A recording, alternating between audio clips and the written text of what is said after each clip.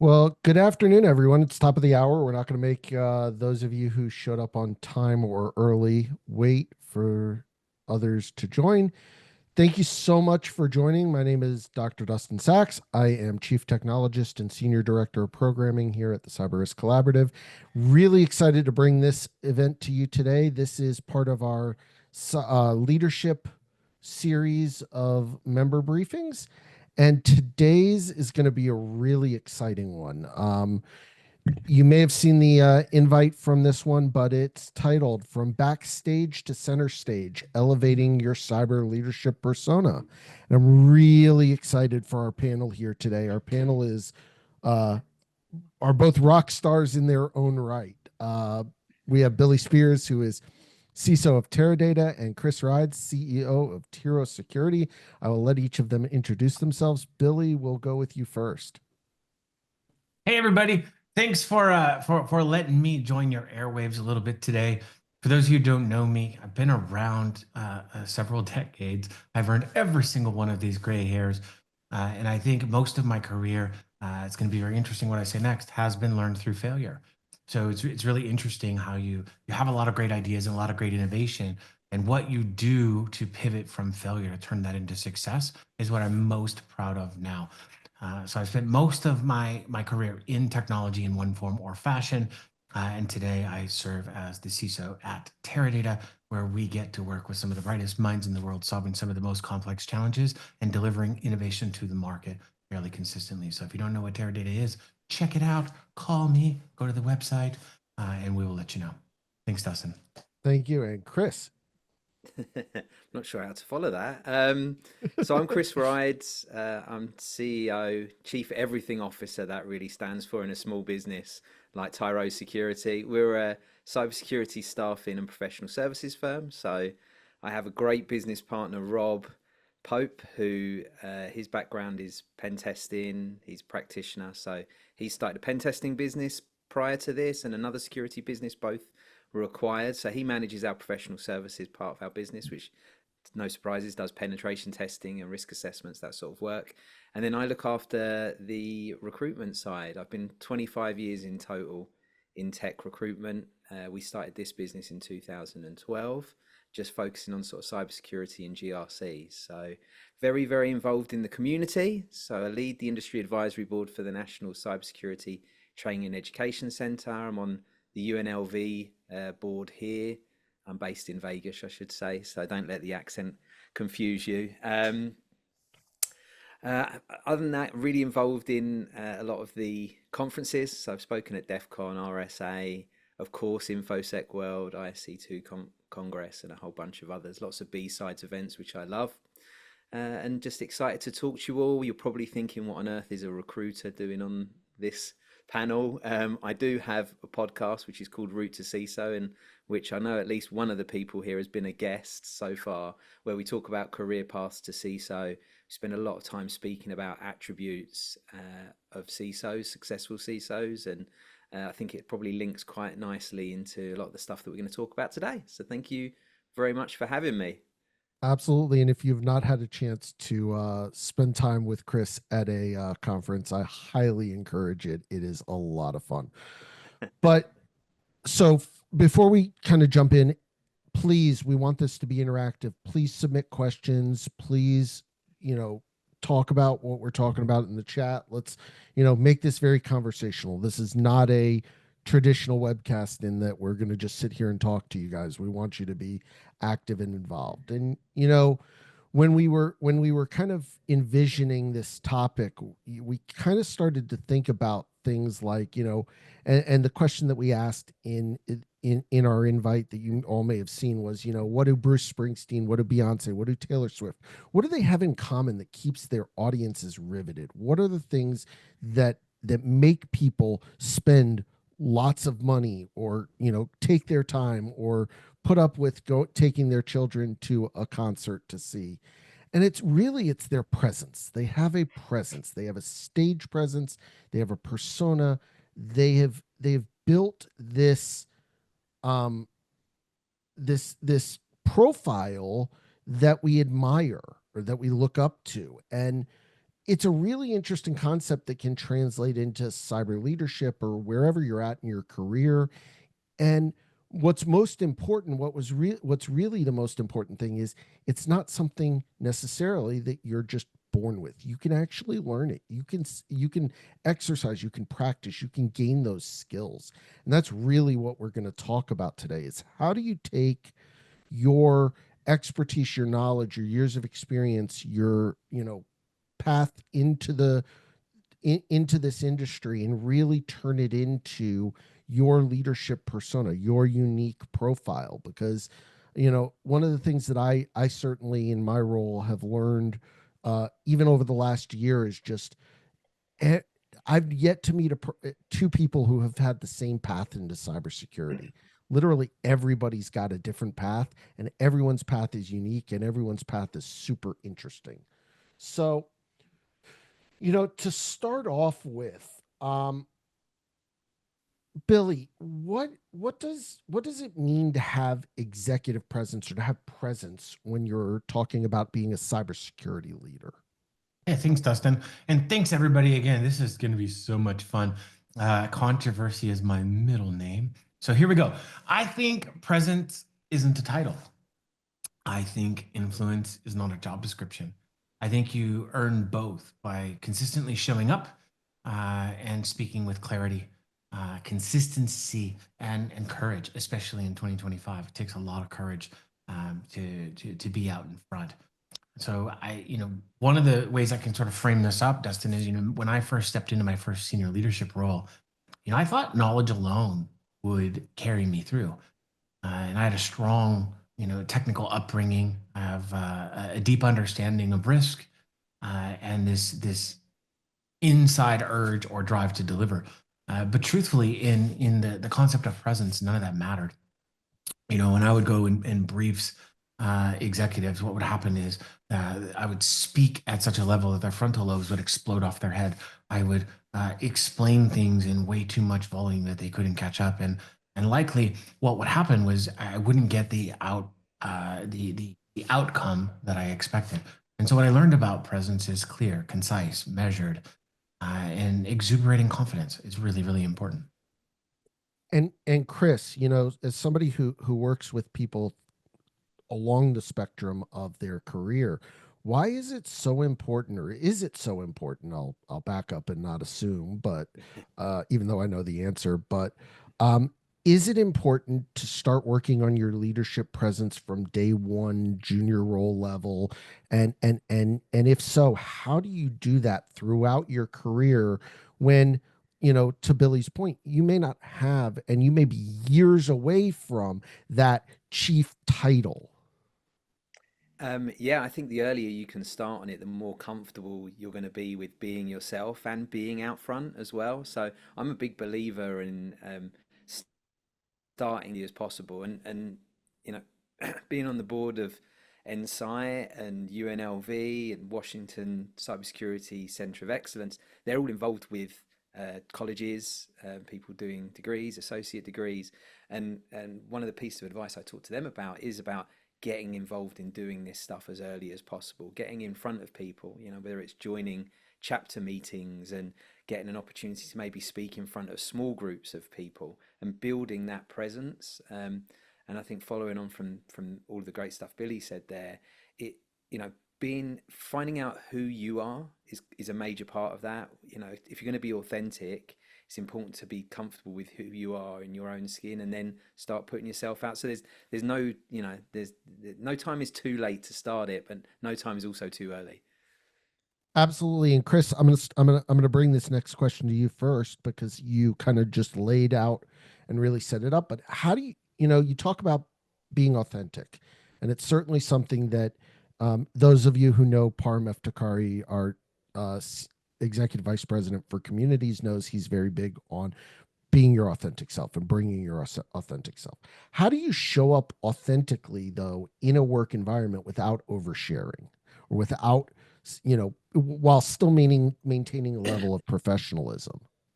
Yeah, I mean, I think that's totally possible to do, right? I think being genuine, being a genuine person, being very transparent, about things that you're discussing within reason. Obviously, we can't share everything, and I think that's part of where we talk about this question. But I think you can be yourself, and I think, as you get more mature, you start to realize, what parts of you, are still fun, and you've got a sense of humor, and where the lines are of, and what you cross and what you don't cross. And I think that does come with maturity, and maybe starting earlier in your career and realizing that earlier will help with that oversharing. Um, Ultimately, you're going to be building credibility. So I feel like you you can be honest, right? And you can but you can still draw the line and turn around and say, oh, obviously I can't go into that, or I won't be able to give too much detail on this, but here's some information about what's happening. So I think there's an element of, you know being open with people, and knowing when people will realize you're not necessarily telling them everything, and sometimes you've just got to be upfront about that you can't always do that. And like I said, just comes with a bit of wisdom and maturity. You start realizing what jokes you can make around the office and what you really can't. I'm going to take a sip of water before I ask Billy, because I want to, be prepared for this one. But No, it's all right. While you're drinking, Dustin, I kind of want to just jump in. I think it's please. interesting when people say, on the last question, when you start building your presence, you're doing it now with every interaction you have right now. I don't care if you're in a job interview. I don't care if you're in the boardroom. I don't care if you're talking to someone you just haven't talked to in your company. It's always an opportunity for you to kind of elevate yourself and your knowledge and figure out a way to help others. And then when you think about being authentic, I used to think that professionalism meant masking parts of who you are, because you had to formulate, this character sort of at work.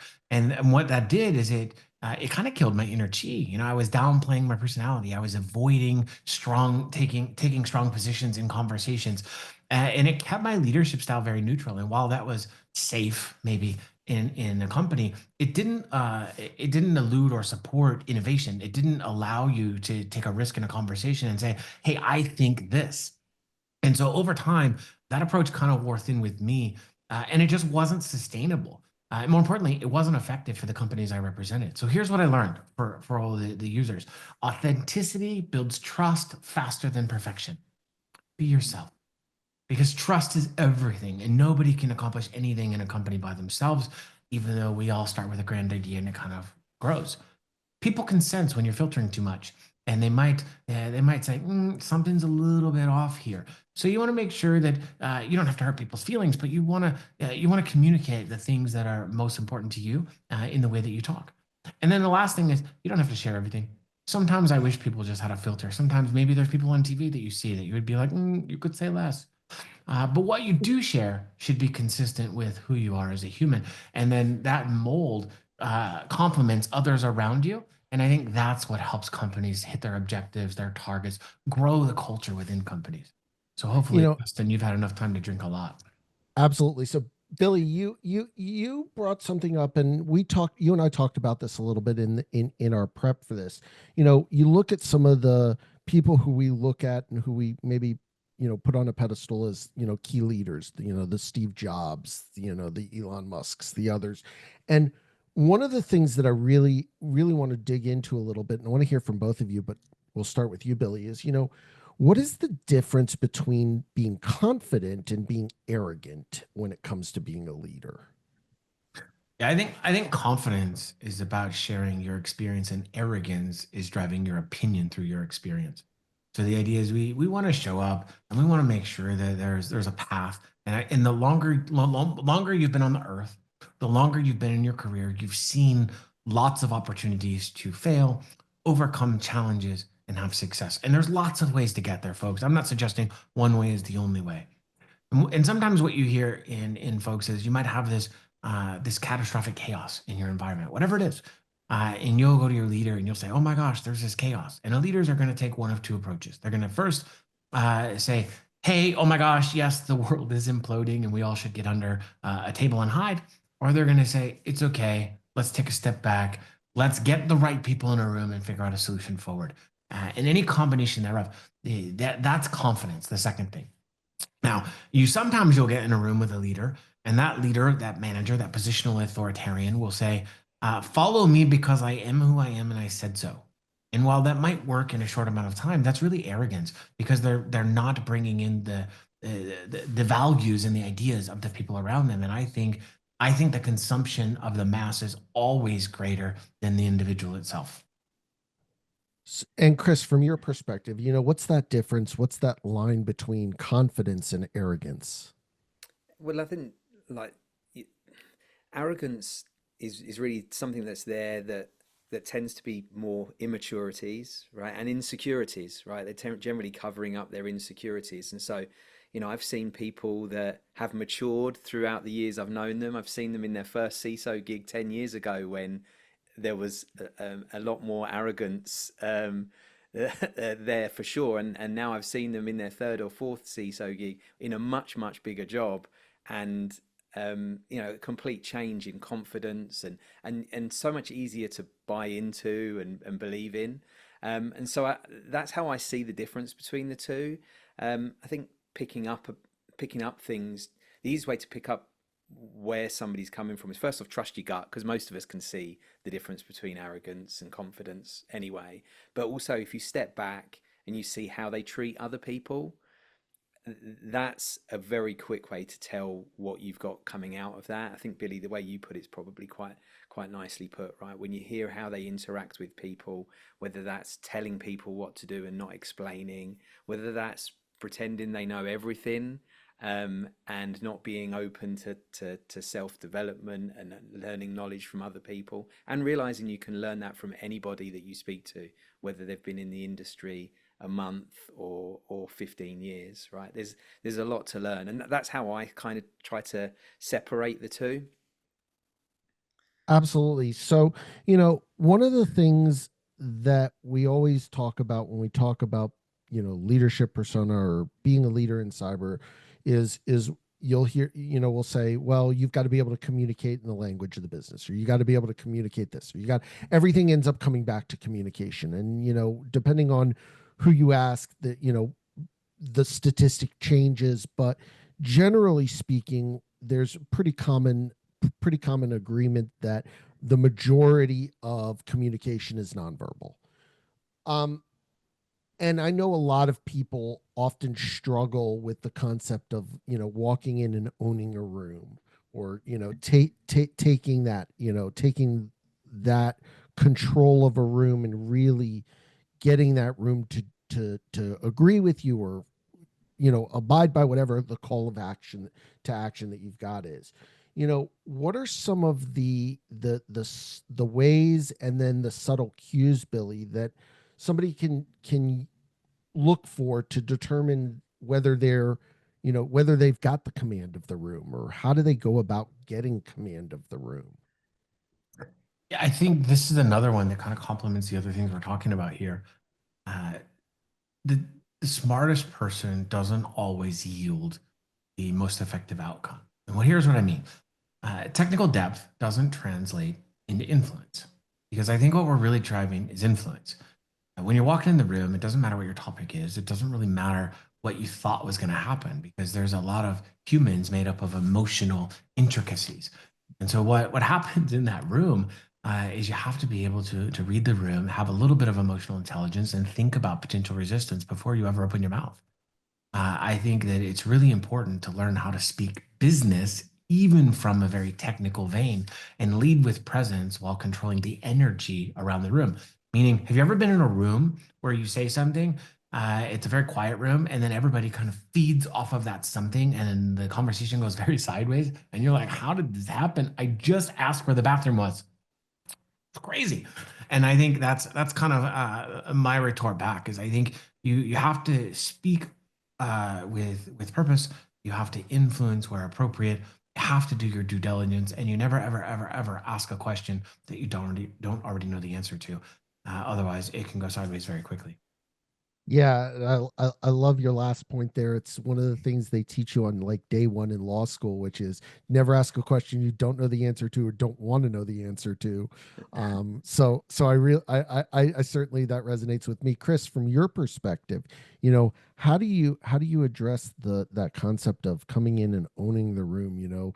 We and I'm going to give you a little bit of a twist to it, because I think one of the things that I certainly struggled with, that I've struggled with over the years, that I know a lot of people on this call have struggled with, is that concept of imposter syndrome. We feel like we got to come in the room and we've got to do something to like prove that we belong in the room. And I remember having a conversation a couple weeks, maybe a couple months ago now, with Chris Ancharsky, where I said, I realized all of a sudden, in all the stuff that I'm doing, that I don't have to prove that I belong in the room. I belong in the room. People have either come to a conference session to hear me speak, which means they've chosen to be in the room, or I've been invited to some meeting, so I belong in the room. How do you get to that point, though, of realizing that you don't have to prove why you're in the room? I think for many people, it's an ongoing task, right? Even for myself, right? I'm sitting here with a group of experienced cybersecurity professionals, leaders in their field. I don't do that, right? I'm not, and I'm sitting here having a conversation now, and I think even through, when I'm doing the introductions, I feel like I'm justifying, if you don't know me, then I've got to justify myself a bit why I'm sitting in here right now. So imposter syndrome is absolutely real, and um, maybe some people can completely train that out of themselves, and certainly you'll get more mature and more confident and feel it maybe a little bit less. So many of the conferences I go to when I'm speaking, I probably feel more settled, especially at somewhere like InfoSec World. It's been 3 or 4 years in a row I've spoken there, so I feel pretty confident. And so you'll have that, but you should also accept that people can feel imposter syndrome no matter how much experience they are. And once you realize that some of the other people you speak to are feeling it too, it kind of makes it a little bit easier to deal with. For me, getting over that and continually getting over that is just kind of having a plan in place and a bit of practice that works. So I like to meditate, within half an hour before I'm up on a stage or something. I'll go and find somewhere quiet and do a 10-minute meditation and just calm myself down. So that's something that works for me.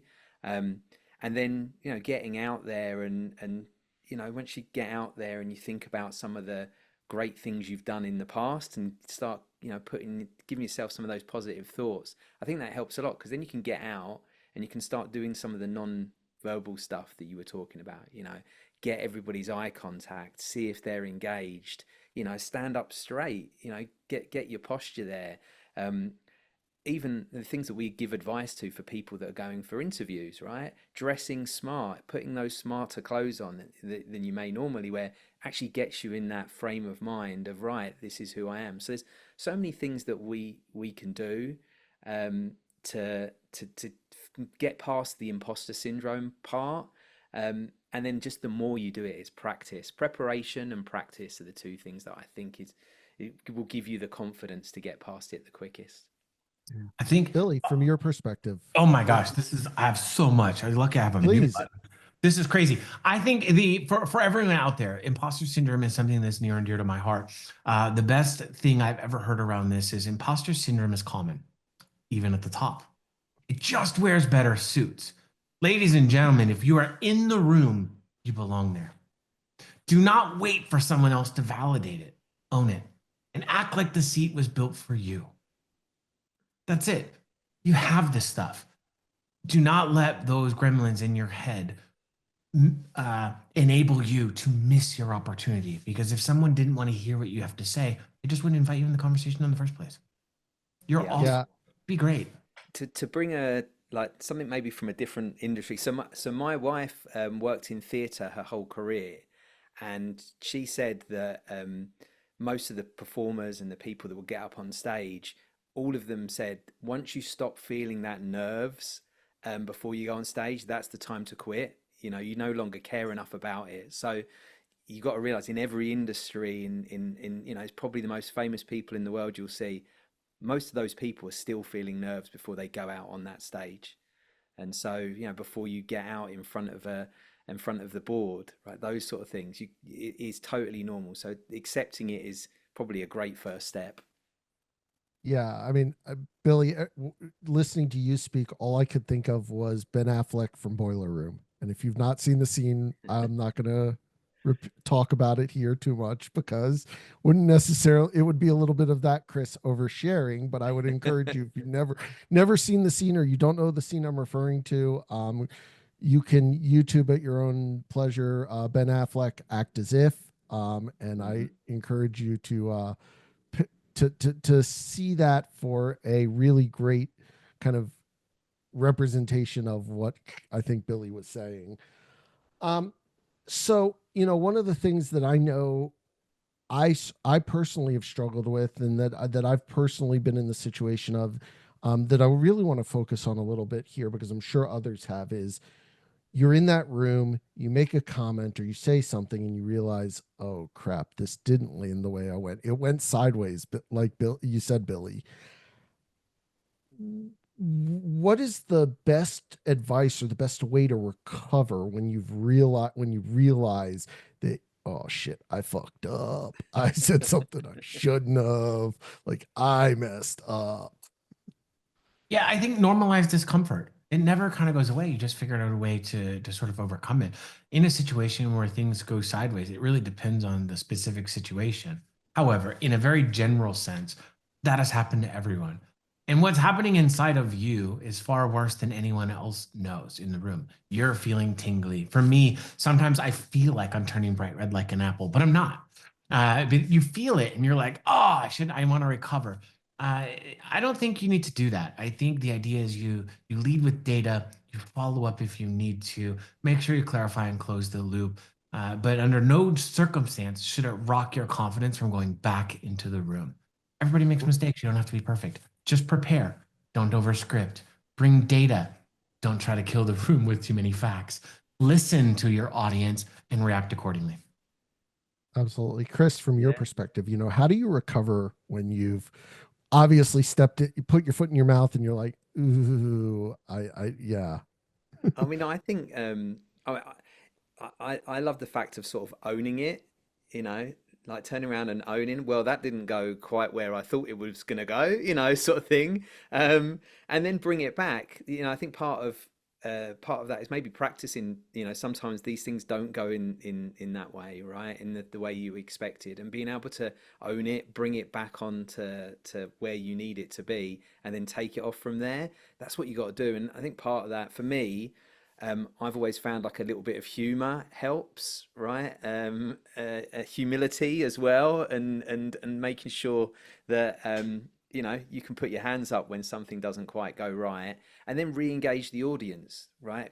Change it round. Let's get them thinking again. And for me, asking questions, you know, raising of hands if it's a smaller group, asking them individually, and getting them back engaged that way is a great way to quickly segue away from the thing that you wanted to sort of cut off and get away from. So those are the things that tend to work for me. Yeah, and I think Billy, both of you, both you, Billy, and Chris, both gave really good points, which is, don't let it rock your confidence. Like, don't let it, like, everyone makes mistakes. Everyone says something that made sense in their head, and then when you say it out loud, it's like, yeah, maybe not. Maybe it made more sense in my head. On that, Dustin, I just Yeah, want to add that part of that, you know, see like these things, be kind, right? Be kind to yourself, first of all, but also think about that with others, right? Sometimes we see these videos and things that go viral and people are acting terrible, or, you know, they're catching them at a really bad point. I always find like, try and be kind, right? That person might be having a bad day, and that's a tiny snapshot of what we've seen, and we haven't seen anything else. So if you start pushing that out and treating people that way, I would hope that people will do the same for you. So when mistakes are made, just realize we totally all do it. And so, yeah, that's the only thing I would just add. Be kind. Good leaders are kind people. Facts. I love the be kind. Whole new segment for me on that one. I think what's important, and Chris, from your background, it's a great interview question. How many times in an interview have you been asked, tell me a time when you failed and how did you recover or get back? This is a great example of that, right? So when you fail every day, but a lot of people in those questions will say, I don't fail, I'm perfect, whatever. Leaders really aren't listening for perfection. They're listening for how do you deal with something that didn't go as intended? And how do you overcome that without breaking down the business, right? And this is just another moment where you can rephrase your comment. Hey, listen, that didn't come out right. Let me rephrase, or Let me try to get back to you with more information or clarity or whatever. You don't have to dig a greater hole. You don't have to be defensive. You don't have to go, this is the moment I'm going all in and it's straight out war. It's totally fine. It's about trust building. Hmm. You know, and Billy, I love what you've said throughout about the concept of, you know, learning from failure and learning more, sometimes more from failure. You know, uh, living here in Houston, growing up in Florida, you know, growing up with parents who grew up in the 60s and who were, you know, came of age in the 60s and 70s, it's hard not to think, for me, to the story of Apollo 13. You know, I always think of that one as a great example of where, I mean, they failed at what their mission was, but they succeeded at, you know, pivoting and getting people back safe, you know, getting the astronauts back safe. And you think about that and, you know, how much did we learn from that failure versus, you know, what could have been the case. You know, even the literally, you know, it's not rocket science, you know, even rocket science, you know, they fail at times, you know, so everyone fails. You know, there's tons of examples of successful failures or learning from failures, you know, all the way back to, you know, the classic one of Thomas Edison. You know, how many times do you have to fail to make a light bulb before you finally make it? And, you know, continuing and realizing you're learning something every time. Yeah, um I don't think failure has to define a leader. I think it reveals the leader, right? And sometimes how you respond tells everyone around you that you can be trusted when stakes are high. And I love the idea of Apollo 13 because everyone on this call is going to know this next part. Unless we had that failure, we wouldn't know that Houston, we have a problem, is so significant. How yeah. many people have told that joke before? That's amazing. And you know, it came from that time frame. Yeah, absolutely. So, one of the areas that I certainly have been very fascinated with in the work that and the research I do around behavioral science is the concept of, you know, micro habits, you know, and I bring this up because when we hear about leadership and we hear about defining your leadership persona, we always end up talking, it seems like, in terms of, you got to do these grand things. You got to go get this training. You've got to go do the Tony Robbins thing. You got to go pick up the book from John Maxwell. You've got it. And it's this huge, gigantic change you have to make to your life. But really, it doesn't have to be. It shouldn't have to be. You should be able to make little changes, small pivots, you know, micro changes. Hmm. Do this for a week, you know, and now, you know, or 2 weeks, and you're going to start to build the habit or what have you, and that you can make little changes. You don't have to make massive changes. How important is it, and what are some of the ways? And as Dean Malice brings up, Atomic Habits, if you've never read the book, Yeah, highly I was going to recommend it. say that. Love um that book. and you know, and even I would even shout out, you know, the concept of, you know, Andy Ellis's, you know, 1% leadership, you know, and that concept of and I think, to Dean's point, you know, in Atomic Habits, he talks about they talk about very early on in the book, you know, what happens when a pilot makes a 1 degree change in flying. And that to me has always been fascinating, how far they can go off track, and the point of how much of a change you can make by just making that tiny habit change. Billy, how important is it, and how have you found, and what are the ways you've found to make those little changes as opposed to having to make those massive 180-degree changes? Yeah, I think about you practice how you play. Right? Leadership isn't built in offsites or in TED Talks. To me, it's built in how you show up every day, in moments when nobody's watching, right? So when I think about that, I think about consistency, I think about predictability and how others experience you. I think about, what do people say about you when you're not in the room? And how do you maintain the momentum without burning everyone out around you? So here's a couple things that I do. Start the meetings with intent. So open with purpose and what the success of the meeting looks like. Don't just have a meeting for a meeting because it's a waste of time. And what I think is, it models things like clarity and focus. I also, very early in my career, I was challenged to do this. I do it a little bit different now, but ask a question in the room before giving your input. So someone might say something and you might disagree with them, but instead, I challenge you to ask them, hey, ask someone else in the room, hey, what's your take? And what that does to me is it starts to build trust and it starts to improve engagement to invite other folks into the conversation. And then another thing I like is to summarize before responding. So I'll leave with rules of three. So I typically respond. So what I'm hearing is, and you kind of repeat and verify before you move on. And then that prevents things like your reactive output and sharpen listening. And the last thing, I know I said three, but I'll give you one more. Always say the third thing that comes to your brain. The first one will probably get you fired. The second one will drive an action that you don't anticipate. The third one is probably about right. So think in rules of three. I like that, and hopefully you can pause long enough to get to the third one Yeah. before you spit out number one and number two. Chris, from your perspective, Yeah. what are some of those tiny manageable things that people who are listening to this can start implementing today, tomorrow, in the next 3 days from now, Billy, three Yeah. days from now, I think rule of three. I mean my old boss used to say two ears and one mouth, use them in that order. And I think that's the important part, right? Listening and we'll get excited when we hear something and we want to ask another question or we want to comment on that. And taking that time, as Billy said, to have a think about what the person's saying and really understand it before you open your mouth and have that conversation. That's always been one that's sort of stuck with me. I'm I'm learning to play golf at the moment, so I'm learning late in my age, but I'm like 5 lessons in, and if I can tell you anything about golf, and so far anyway, it seems to be all these sort of small micro changes that you make that make sort of quite big differences when they're stacked together. And actually, Atomic Habits talk about stacking your habits, right? So adding the things that you need to do that maybe you don't feel like you want to do onto things that you naturally want to do, and have, if you habit stack, it'll make you more likely to do those good habits. If anybody hasn't read that book, I've read it like twice, 3 times almost, I think now, and I love it. I use a lot of stuff that's in there.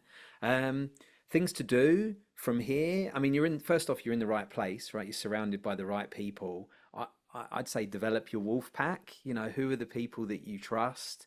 Who are the people here that you can be vulnerable with and you can have very open conversations with, and share ideas? You only need a small group to be able to do that. And I think that helps talk through anything.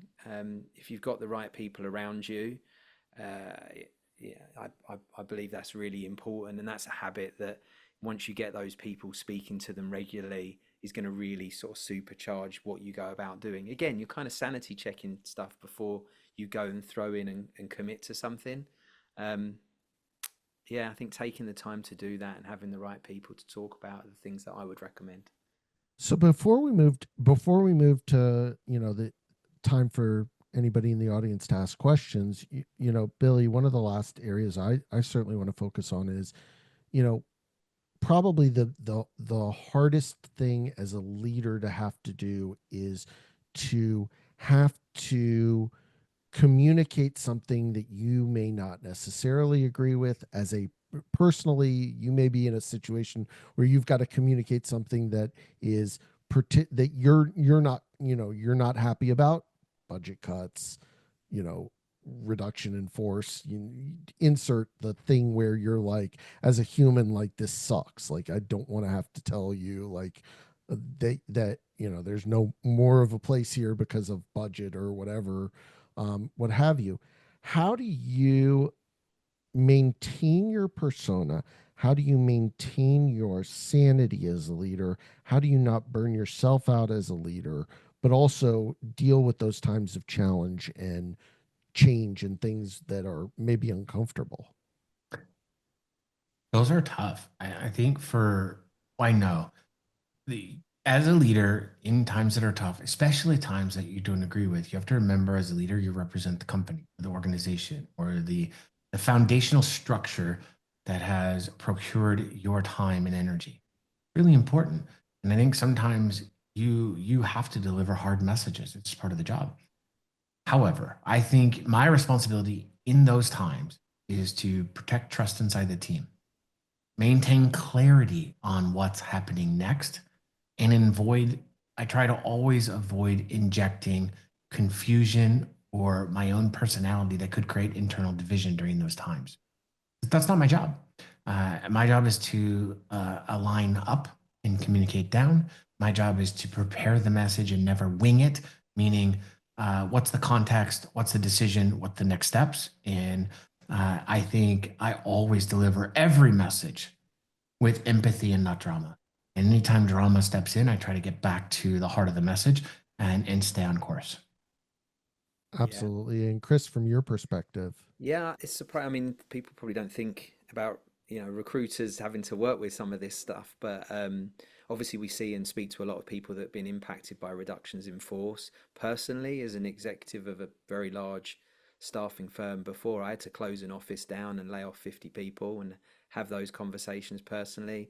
I've had to sit down and have a rough conversation with one of my best friends who I ended up, who had ended up him reporting into me, which was sort of basically going to lead down to him leaving. So, you have these really, really difficult decisions. And I think, first off, you have to try and understand if you've got a good boss, speaking to them and talking through it with them so you understand and you can align yourself. Doesn't mean you don't feel like you don't want to do something, but you should be able to get your head around why it's being done, because it's very difficult. If you can't understand it, it's very hard for you to speak to people and communicate that, because how can you explain it to them if you don't get it? So I think the important thing is to go back and make sure you understand it yourself. As Billy said, you represent the company. It's not a personal decision. It's not something that you personally want to do, but these things have to be done, right? And sometimes you're the tool that is going to be out there sort of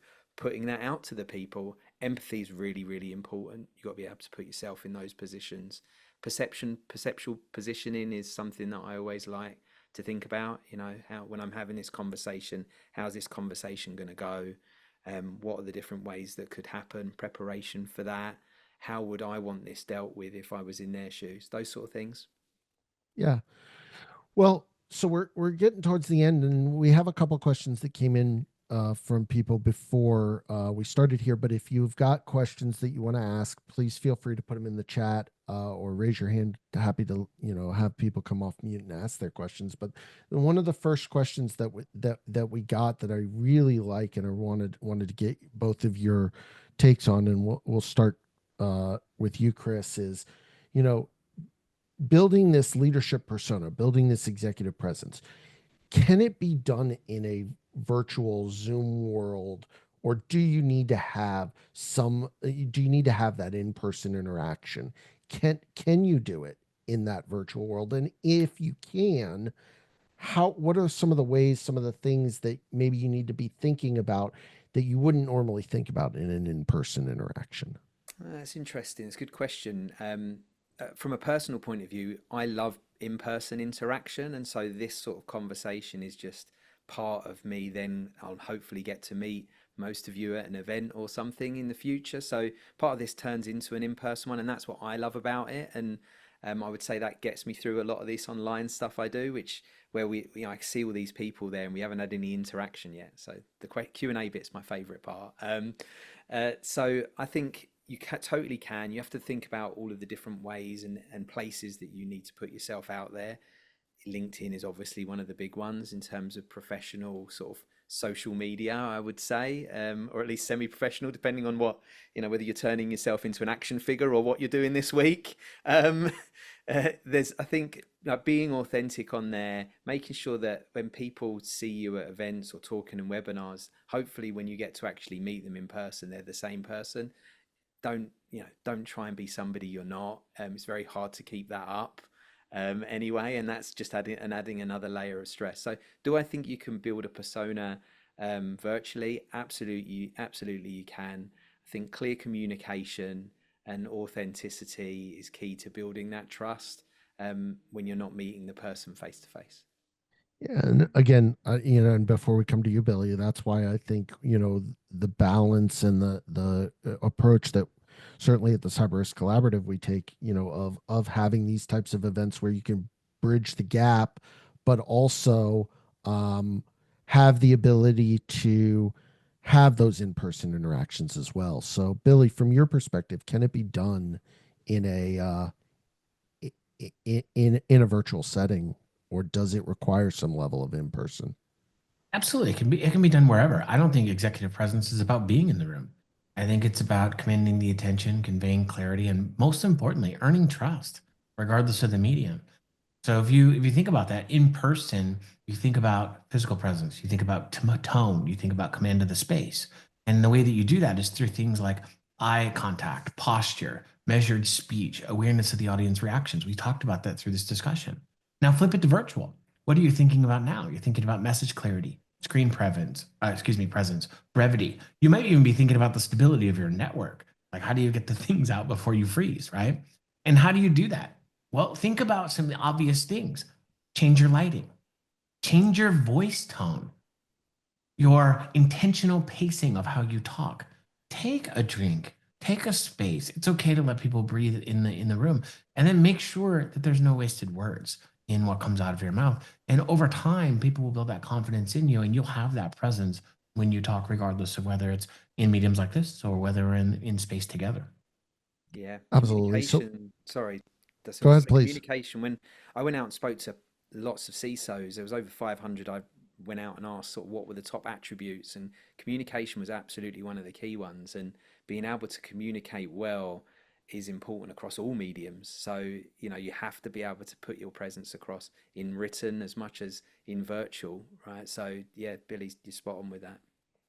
So there was a great question that actually just came in, which is really one that I know I struggled with early on. I know we've all probably struggled at times, which is, you know, the person is and the person who submitted this question clearly doesn't know the three of us because said that we're all approachable, which means we've apparently not done a very good job of scaring people off from wanting to talk to us. But no, the question really is around how do you approach those people who you may not already have a relationship with in the industry, but that you want to add to your professional network? How do you do that quote unquote cold approach of somebody without coming off as like, hey, I've been following what you do on LinkedIn for 15 years, and coming off as the stalker who, hey, I know How's your I know I kids? Did they enjoy Disney last yeah, weekend? Yeah. yeah, exactly. Like how was your vacation to Mexico last week? Did you enjoy Puerto Vallarta? Like, wait, whoa, dude. Like, how did you know? How do you approach those people and have that confidence to approach them? Yeah, I think let me go first, Chris, because this is definitely a Yeah, layup for you. please. From my perspective, I think approachability isn't about being everyone's best friend. It's about being accessible, credible, and intentional, especially when you're reaching out beyond your trusted circle. So here's what I think.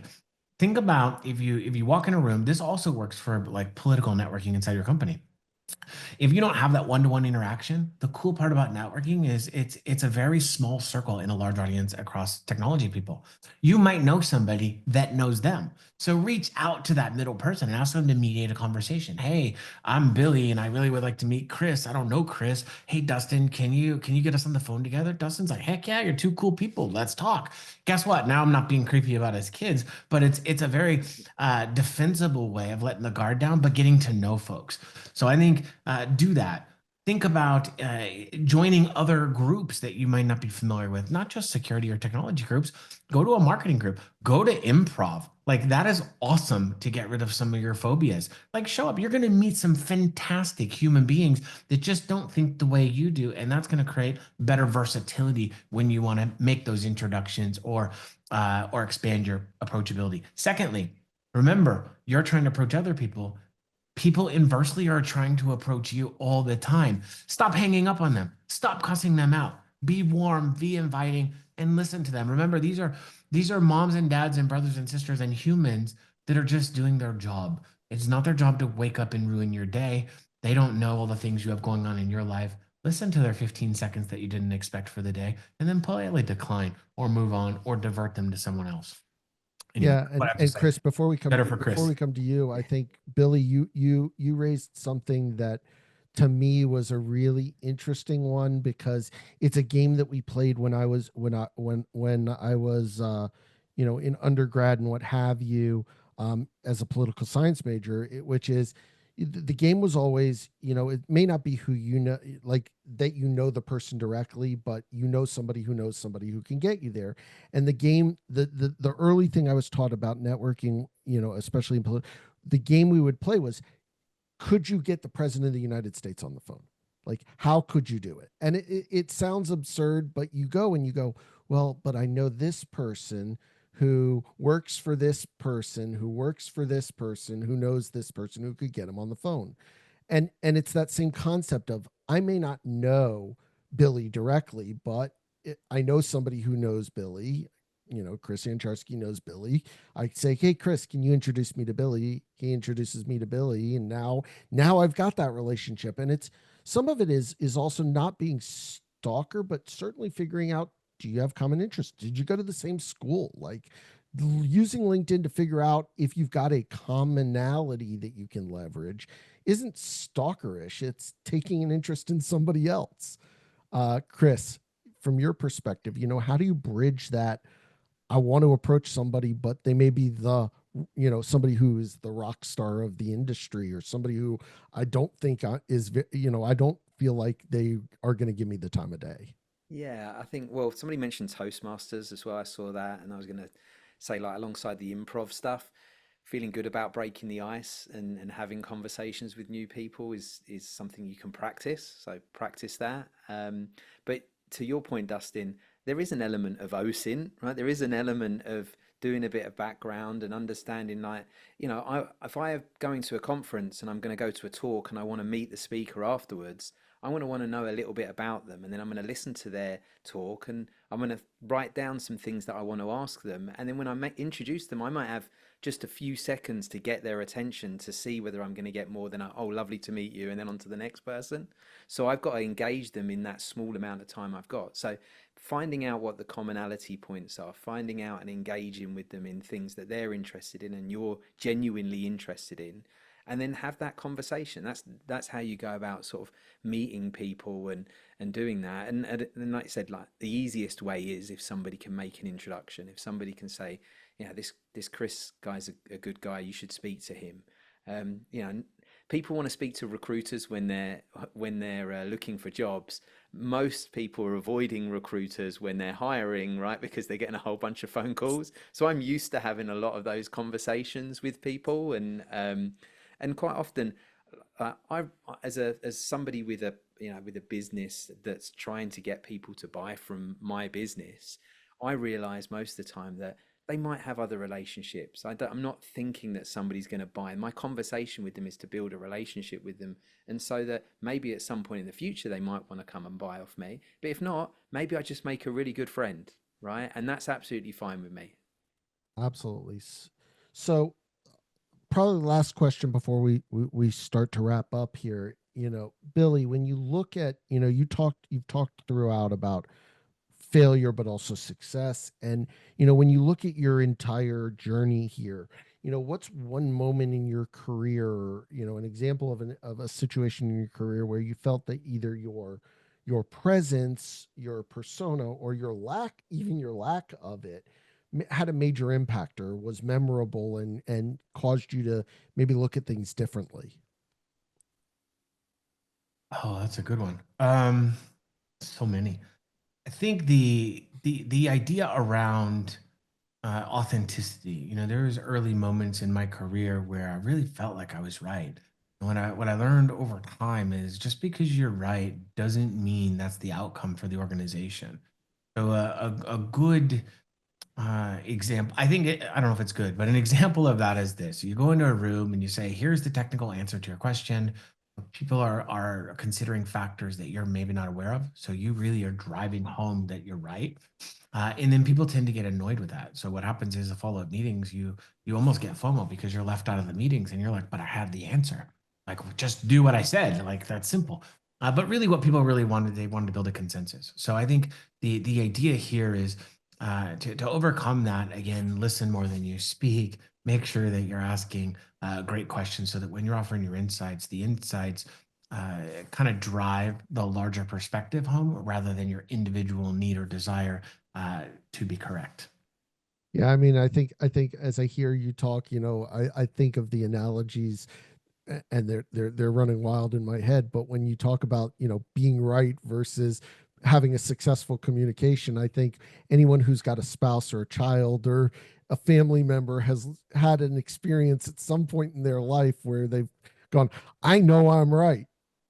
And they've gotten in with that family member and they've been like, I am right.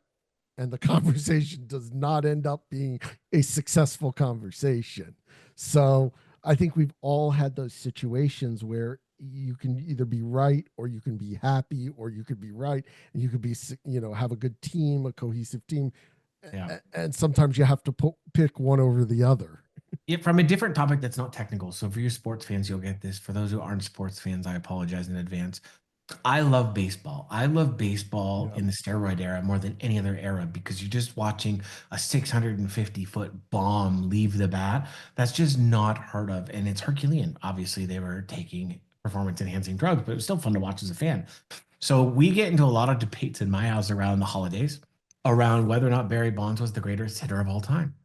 And I'll just stop there for some of you because some of you already want to chime in. I can feel the heat coming from this virtual experience. And there's a lot of for and there's a lot of against. For all the correct reasons. But this is a great situation to kind of enhance the question that was just asked. It doesn't actually matter what the answer is. What matters is not losing the audience at the table and not getting turkey thrown in your face. So really, really important.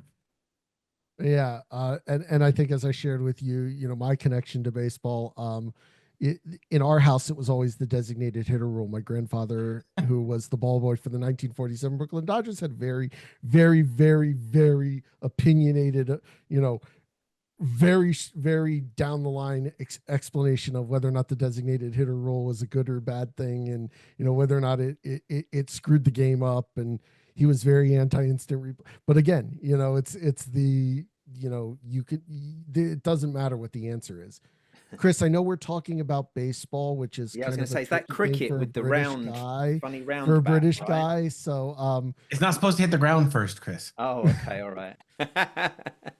No wonder the, why I'm no the good at it. enhancements that we made to sports once we kind of said to the British, go away. Thanks. But Take your tea but with you. yeah, I know. We talked the other day, and you're still pretty bitter about the whole tea, us Yeah, wasting the I tea should have worn my in red the jacket. ocean kind of thing. Sure. But from your perspective, um, what's an example that you've got that you can think of? I mean, in terms of doing it wrong, I have a 5-year-old, so I have conversations with my 5-year-old all the time where I'm not getting it right and I can't Yeah. persuade her, and I have no gravitas or at all in that respect. I think I think there's an element of, if I think about one particular meeting that I had as a company, and we had to go up and we had to present for a big staffing project, and they'd had quite a few people present already.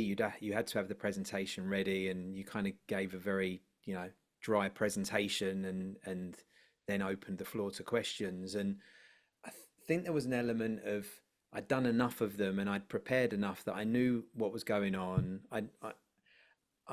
I felt confident in what I could do, and I was genuinely interested in the problem they were actually trying to solve. And I went into that meeting and said, "Look, we've done everything you like. I have a presentation here ready for me to talk through, like you requested. But I was wondering, I really want to find out more about you. I want to hear about what your needs are. I want to understand what you're trying to do and what you want to achieve from this presentation. And then maybe I'll tailor that presentation a little bit more towards what you want to hear, because I can talk for 30 minutes quite easily, and maybe 5 minutes of it is going to be interesting." Yeah. And so in that particular aspect, there was an element of confidence, and I asked them a question, got them bought in, and that we won that piece of business. And I never even went through the presentation. Right. There was no need, because we were asking as we went along. And I think there was an element, that's a time that I think really, where having that gravitas and working on the confidence and being prepared, doing everything that you need to do, and listening, getting ready to listen, helped me get through that particular thing really successfully. Yeah. being prepared. I think that's a great place to leave it. We've got about a minute left. Yeah. Want to thank you, Billy. Want to thank you, Chris. Want to thank everybody who joined here today. Um, Shout out to both of our guests, both of our panelists. Our next one of these community gatherings is going to be next week, April 24th. We're going to be talking about cyber insurance. We're going to be releasing the cyber insurance toolkit, resource toolkit. We'll be joined by Steve Zaleski, Ed Covert, Michelle Amonte. Please check out your weekly member update or reach out to Perfect Shaw or myself or anyone at Cyber Risk Collaborative or Cyber Risk Alliance. We'll be happy to get you the registration link. Thank you both, Billy. Thank you, Chris. Everybody have a great rest of your day, a great upcoming weekend, and we will see everybody again very soon. Thanks all.